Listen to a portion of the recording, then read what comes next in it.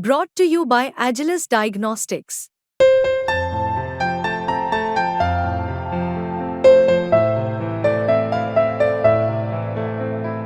Agilus Diagnostics.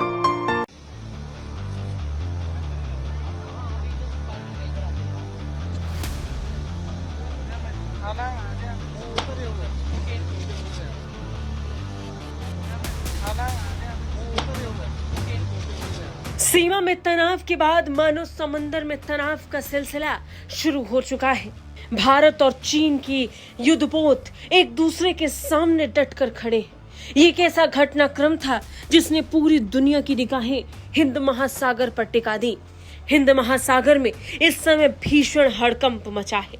Hind महासागर में वर्चस्व की लड़ाई अब और तेज हो गई है। भारत और चीन के युद्धपोत एक दूसरे के सामने खड़े हैं। ये वॉरशिप्स बताने के लिए काफी है कि हिंद महासागर में वर्चस्व की लड़ाई अब किस तरह आगे बढ़ चुकी है। गलवान में भारत चीन के तनाव की शुरुआत के बाद मानो आज की तारीख एक और तनाव को लिखने जा रही हो। ये एक हैरान कर देने वाली घटना थी, एक ऐसी घटना जिसने सबको हैरानी में डाल दिया।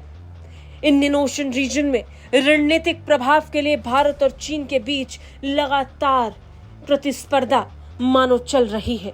श्रीलंका के पास एक भारतीय युद्धपोत पहुंच चुका था। ये युद्धपोत था मिसाइल विध्वंसक आईएनएस मुंबई। आईएनएस मुंबई के कोलंबो में डॉक होने के साथ ही चीन के 3 वॉरशिप्स वहां पहुंच गए। 3 चीनी युद्धपोत भी ऐसा करते नजर आए और इसके बाद पैदा हो गई वो तेज हलचल। जिन 2 देशों की वॉरशिप्स को एक दूसरे से दूर रहना चाहिए, वो अब एक दूसरे के इतने करीब आ गई। टाइम्स ऑफ इंडिया की रिपोर्ट की माने तो भारतीय रक्षा प्रतिष्ठान के एक अधिकारी ने यह भी बताया कि चीनी युद्धपोत, जिनमें उसके समुद्री डकैती रोधी अनुरक्षण बल के युद्धपोत भी शामिल हैं, वो अब पहले की तुलना में हिंद महासागर क्षेत्र में ज्यादा समय तक रह रहे हैं।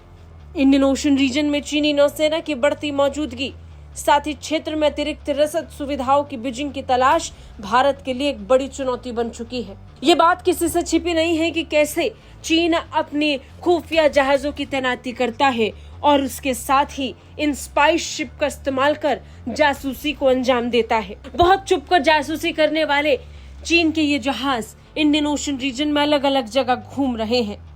इसने पहले ही भारत की चिंता को बढ़ाया हुआ था और उस पर अब भारत अपनी भूमिका में आ गया है। भारत ने अपनी भूमिका संभाल ली है, क्षेत्र में अपनी मौजूदगी और ज्यादा बढ़ा दी है। भारतीय सेना लगातार इन 3 चीनी युद्धपोतों पर कड़ी नजर रखे हुए है। इनकी किसी भी हरकत पर भारतीय नौसेना अपने जवाब के साथ तैयार है।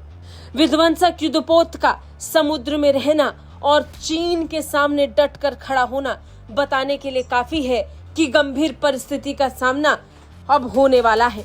श्रीलंका ने आईएनएस मुंबई का जहां जोरदार स्वागत किया, तो वहीं दूसरी तरफ 2 अलग अलग अभ्यास के नाम पर अब भारत और चीन के युद्धपोत आमने सामने हैं।